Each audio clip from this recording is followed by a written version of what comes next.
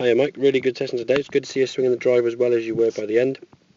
Just a couple of points to run through now from the session. Trying to make sure our back is nice and straight. Just make sure your chin there is up off the chest a bit. If your chin gets a little bit too far down, creates a bit more of a curve in the spine, that's going to restrict your body's ability to rotate.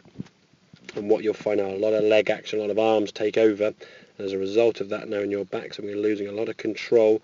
If you look at the top of the backswing now, the club's gone an awful long way. Big overswing. Club's way across the line. From there now it's very difficult to return the club back to the golf ball. What you've got to try and sort of reroute the club. You get the club now vertical at this point.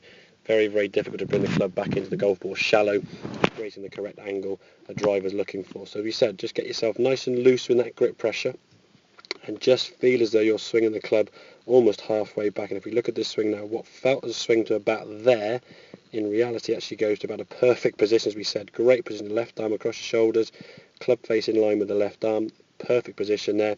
Now we can rotate nice and smooth. The club's tracking back down on a similar line to what it went up in the backswing. There's a lot more consistent movement, swinging through. Lovely strike as we can see, and we can fully release that golf club down the range as we can see into a nice balanced and full position. So just get the sensation in some ways you're almost half swinging the driver. As we said, what felt to you half is actually a full swing.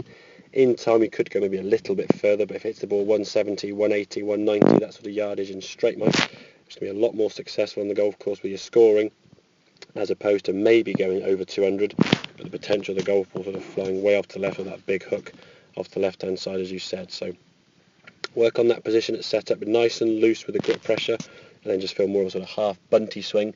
I'm sure that ball fell a lot further and a lot straighter, which is the key thing, over time. So hope that all makes sense. Any questions, obviously give me a shout, and I'll see you next lesson. Cheers.